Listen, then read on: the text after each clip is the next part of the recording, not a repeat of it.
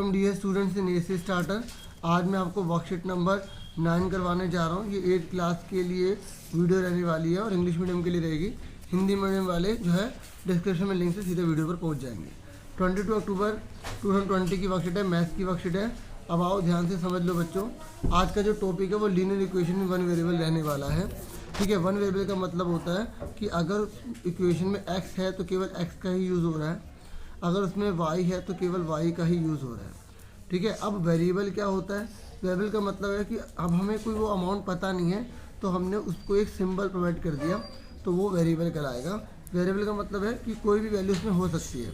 जैसे एग्जांपल, आपकी जो एज मुझे नहीं पता तो मैंने उसको x मान लिया, तो मैंने बोला कि आपकी जितनी एज है उससे मेरी एज 30 या 20 ज़्यादा है, तो इस तरीके से 20 प्लस कर देंगे तो ये मेरी एज आ गई, ये आपकी एज आ गई। ठीक है, तो हमें आपकी एज मुझे नहीं पता थी। ठीक है, तो इस तरीके से तो मेरी एज कितनी आ गई x + 20। तो हमने किसी सिंबल का यूज़ किया, ठीक है, तो उसे बोलते हैं वेरिएबल। ठीक है, और अगर हमने एक ही सिंबल का यूज़ किया, जैसे मैंने केवल x का यूज़ किया, तो ये होता है वन वेरिएबल। यहाँ तक समझ में आ गई आपको? तो फटाफट पढ़ लेते हैं वर्कशीट में क्या लिखा है। Dear students, in previous class we have learn to make equation from algebraic expression. Let us revise algebraic expression first. Let's think. देखो इसमें क्या है कि आप 7th क्लास में पढ़ चुके हो अलजेब्रिक एक्सप्रेशन के बारे में। आप थोड़ा सा और सोचे, रिवाइज करवाते हैं। देखो ये राजू और बीनू हैं, ये दोनों भाई हैं। ठीक है, बीनू जो है वो यंगर है, मतलब छोटा है अपने राजू भाई से 3 साल। अब अगर मान लो, अब आपको ये तो पता नहीं बीनू की उम्र कितनी है, ठीक है, और राजू की उम्र भी नहीं पता, तो अगर आप राजू की उम्र को x मान लेते हो तो बीनू की उम्र 3 साल छोटी है ना, तो 3 कम कर देंगे। अगर बड़ी होती तो हम क्या करते, प्लस कर देते। अब एक बच्चे ने कहा सर मैंने जो है बीनू को x मान लिया, तो राजू की क्या होगी उसके लिए x + 3 होगी। आप किसी भी एक को वेरिएबल ले सकते हो जिसकी उम्र हमें नहीं पता होगी। ठीक है, तो अब इन्होंने क्या किया ये देख लीजिए। इन्होंने क्या किया है कि समझा के दिखाया है कि जैसे बोले वैन, अगर राजू 12 साल का है, राजू 12 साल का, तो बीनू कितने साल का होगा? 3 साल छोटा है तो 9 साल होगा ना। अगर मान लो राजू 12 साल का है तो, क्योंकि वेरिएबल का मतलब है हमें ये नहीं पता क्या वैल्यू होगी। ठीक है, और फिर नॉन वेरिएबल क्या होता है? उसे कांस्टेंट कहते हैं। कांस्टेंट का मतलब होता है जो वैल्यू है वही है, मतलब निश्चित वैल्यू। अगर 3 लिखा है तो वो 3 ही है, 4 नहीं है। ठीक है, जबकि अगर वेरिएबल लिखा है यहाँ पर, मैंने x लिख दिया कि मैंने बोला आपको x रुपये मिलेंगे, तो वो x आपको 10 मिल सकते हैं, 50 मिल सकते हैं, 100 मिल सकते हैं। यही वेरिएबल हम सीखने जा रहे हैं। ठीक है, धीरे धीरे आपको चीज़ें क्लियर होंगी, एकदम नहीं होंगी, ध्यान से समझना। ये कह रहा है अगर एक बच्चा, मतलब राजू जो है 12 साल का, तो बीनू कितने को 9 साल का, क्योंकि 3 साल यहाँ पे बोला है छोटा है। अगर राजू 15 का होता तो बीनू कितने को, तो 12 का। अब ये इन्होंने वेरिएबल करके दिखाया, 12 का है तो वो 9 का है, 15 का है तो 12 का है। अगर मैंने x मान लिया तो वो क्या होगा, x - 3 होगा। समझ में आ गई? ये वेरिएबल होता है जब हम किसी को मान लेते हैं कुछ, फिर उसी के बेस पर दूसरे की वैल्यू निकाल देते हैं, अगर दोनों में कुछ रिलेशन दे रखा है। क्योंकि वेरिएबल क्या होता है, रिलेशन होते हैं। क्या होते हैं? रिलेशन। ये देखिए, हमेशा माइंड में रखना, x एक वेरिएबल है और वेरिएबल जो होते हैं वो हमें क्या करते हैं, रिलेशन बताते हैं। लिखा है ना, यानी प्रैक्टिकल सिचुएशन जो रियल लाइफ में हो रहा है उनके बीच में एक संबंध बताते हैं। ठीक है, अब ये कह रहा है केवल x ही वेरिएबल नहीं है, y, t, q, l, m, r कुछ भी आप ले सकते हो वेरिएबल को। ठीक है बच्चों, हम आगे डिस्कस करते हैं कि हमें आगे क्या दे रखा है। इसने बोला कि सरिता के पास जो 10 कंचे जो हैं वो ज़्यादा हैं अमीना के पास। ठीक है, तो अगर हमने अमीना के कंचे x मान लिए तो सरिता के पास कितने कंचे होंगे, x + 10 होंगे, हमें दे रखा है। अब उसने बोला है, सेकंड सिचुएशन देखिए, स्टेटमेंट देखिए। उसने बोला कि सरिता के पास 20 कंचे हैं। कितने हैं? 20 कंचे हैं, जो कि 10 कंचे ज़्यादा हैं अमीना से।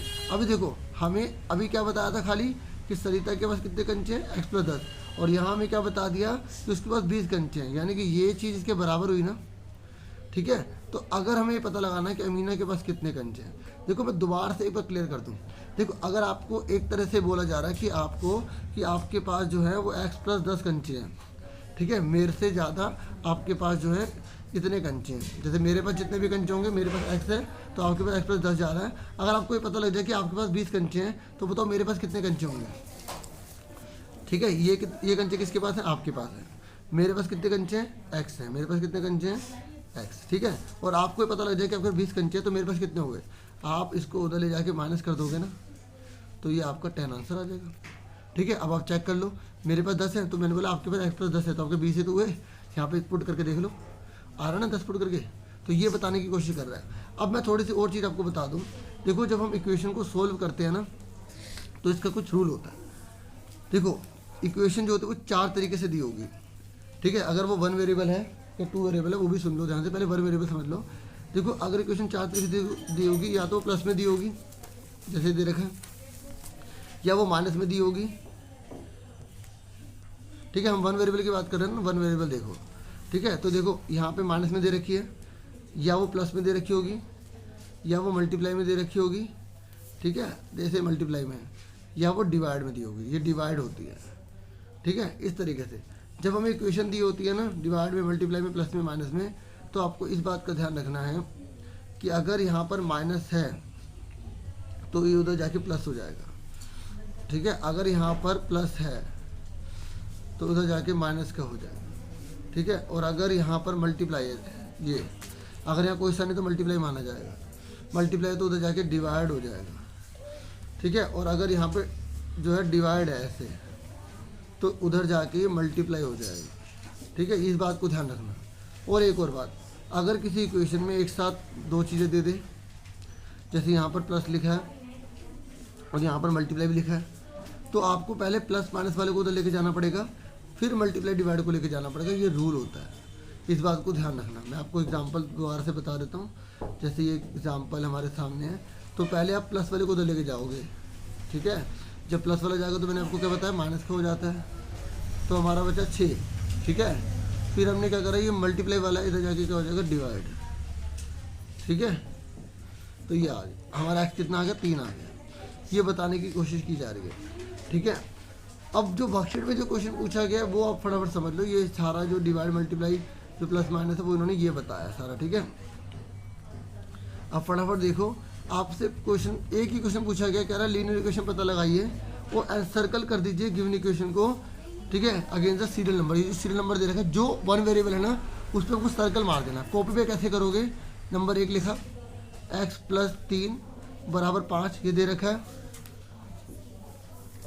तो बच्चों अब बताइए ये 1 वेरिएबल है या नहीं है। देखो केवल x ही आ रहा है ना, इसमें 1 वेरिएबल है। अब इसने बोला जो 1 वेरिएबल है उस पर आपको सर्कल मार देना है, तो आप ऐसे इसके जो आपको नंबर दे रखा है उस पर सर्कल मार देना जो 1 वेरिएबल है। मैं बता देता हूँ कॉपी पे कैसे करने पर, दोबारा देख लो।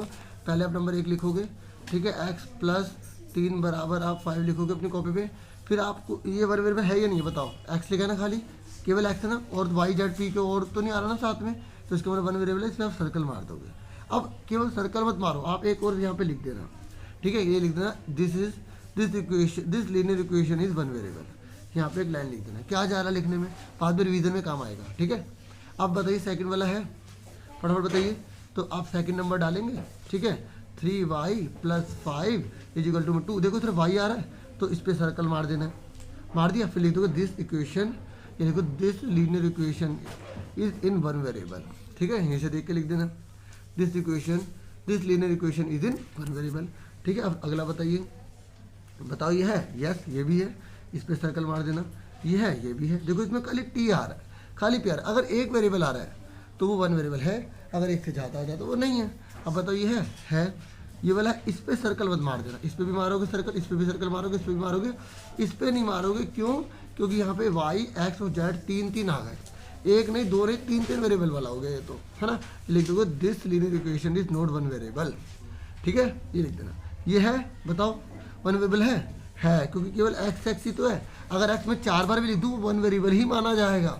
यहाँ बच्चे गलती करते हैं, इस पर सर्कल मार देना, ठीक। फिर क्या लिख दोगे, this linear equation is in 1 variable, this equation is in 1 variable, ठीक है। क्वेश्चन में से देख के लिखना, फिर भी मैंने थोड़ा सा हिंट दे दिया आपको। अब मुझे बताइए लास्ट वाला बताइए, है, बिल्कुल सही कह रहे हो बच्चों, ये नहीं है, ठीक है। समझ में आ गई। बस इतनी सी वर्कशीट थी, उम्मीद करूँगा आपको समझ में आ गई होगी। आज के लिए इतना बहुत है। वीडियो को लाइक शेयर सब्सक्राइब जरूर करें। Thank you for watching and listening carefully. Take yourself dear students.